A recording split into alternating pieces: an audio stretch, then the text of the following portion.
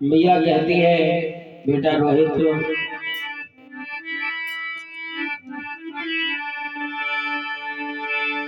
अरे आंसू पी कर लकीरों की और मालिक से कर का प्रश्न किया। कहा महाराज आप मुझे कुछ दे दें। ब्राह्मणी जिसके घर में वो पूजा करती थी, जिसके घर में सारी टहल करती थी, कहती है आप मुझे कुछ दे दें, मैं अपने बेटे का दाह संस्कार करने के लिए जा रही हूँ। उस ब्राह्मण ने कहा मैं कुछ नहीं दे सकता हूँ, मैंने बहुत कुछ दे दिया, जाओ इसे ले जाकर के कहीं ऐसे ही फेंक दो।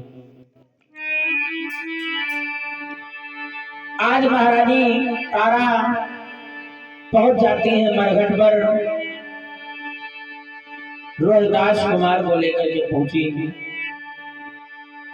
इधर देख लिया है हरिश्चंद्र ने, पहचान गए, लेकिन हरिश्चंद्र ने कोई भी आगे बात नहीं कही। और सर्वप्रथम महारानी तारा कहती है कि इस पुत्र का दाह संस्कार करो। हरिश्चंद्र ने कहा मैं कैसे दाह संस्कार करूं रानी, कि उस राजपुत्र की मैयत हो और हाँ पर साथी स्वजन हो, और अगर तदपीने वाले के बेटे भगवान को कफन हो।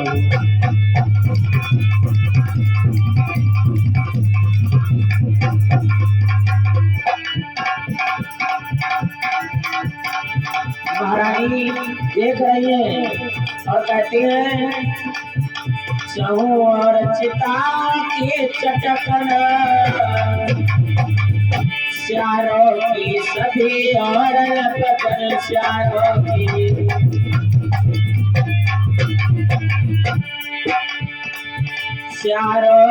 सभी और लपकन, मेरों की साथ डाल काटो बूंदों की बज बेग तक।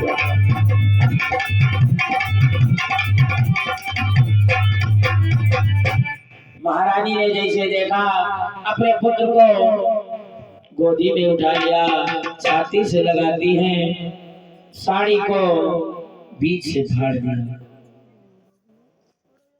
क्यों? देखो जिस समय पर रानी तारा ने कहा कि आप अपने पुत्र का दाह संस्कार करें, महाराज हरिश्चंद्र ने डायरेक्ट मना कर दिया और कहा रानी पुत्र आपका है, बिना कर लिए हम कुछ नहीं करेंगे। आज महारानी कर देने के लिए तैयार होती हैं, कहती है कर के लिए मेरे पास कुछ भी शेष नहीं है, अगर आप चाहो तो मैं आधी साड़ी फाड़ करके दे दूं। हरिश्चंद्र ने कहा ठीक है कुछ भी करो, जब तक कर नहीं होगा तब तक कुछ नहीं होगा। आज कर के रूप में वो आधी साड़ी ले ली, रोहित का दाह संस्कार किया गया। तो अग्नि के द्वारा नहीं बल्कि ऐसे ही मिट्टी में दफन कर दिया गया। और महारानी तारा वहां से वापस आई। अब तो इसे अपने तक की सुध बुध नहीं है। मंदिर में लेटे भगवान के वास्ते कि हे परमात्मा मेरी रक्षा करना। उसी समय महाराज विश्वामित्र आते हैं और आए करके कुछ 2-4 मांस के लोथड़े उस मंदिर में डाल गए। आवाज लगाती है नगर में, ऐ नगर के राजाओं, ऐ नगर के वासियों, जरा देखो तुम्हारे मंदिर में एक डाइन आई हुई है जो कि बच्चों को मार करके खा रही है। महाराज हरिश्चंद्र को जब ये सूचना मिली तो कहा कि जल्लाद को बुलाया जाए, यानी महाराज हरिश्चंद्र को ही बुलाया गया। लेकर के आए तलवार और जैसे प्रहार करना चाहते हैं, उसी समय पर गुरु विश्वामित्र ने आगे बढ़ करके रोक लिया और कहते हैं राजन कि मांगो कर इधर नया के कर और कर लो छाती पहले पत्थर। हे महाराज आप तो दानी हैं और आप इसे मारने जा रहे हैं, यानी आपने अपने शर्त को नहीं छोड़ा। जाओ, मैं तुम्हें आशीर्वाद देता हूँ कि फैलाया लोक दिव्य सहसा और मरघट उद्यान स्वरूप बना। सब कुछ वापस मिलने लगा। वो जो मरघट था एक बगीचे के समान हो गया और कहा जाओ तुम अपने पुत्र को उठा लो, वो मरघट में है। जितना तुमने दान में किया था वो सारा का सारा दान तुम्हें वापस मिल गया है। कि वो ब्राह्मण वेशी गाधिनंद और जयकारे आज मचाते,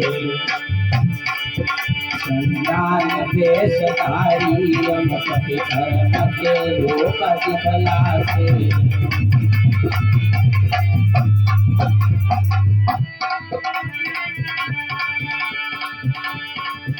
भूतल पर लाखों जीवने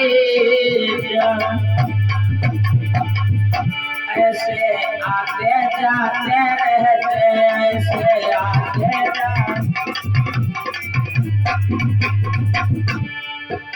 ऐसे आते जाते रहते। अरे तुम समान दानी मानी हरिश्चंद्र, पर तुम समान दानी मानी फिर ले तो नर प्रगटाते।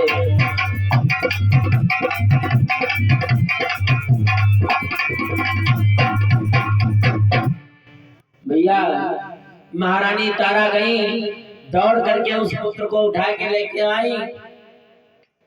अच्छा, हरिश्चंद्र के अब भी बात समझ में नहीं आई। काहे 2-3 वर्ष हो गया है ना। जैसे तारा लेकर के उस लाश को आई,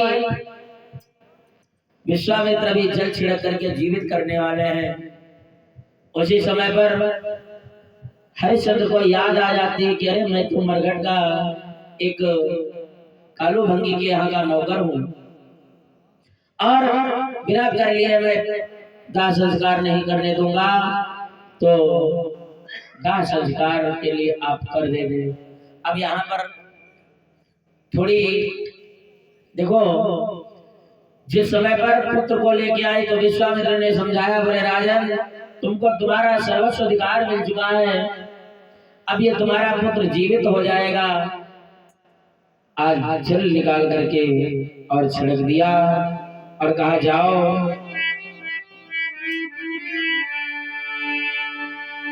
तो बदल गया क्षण मात्र में भूप दशा का रूप।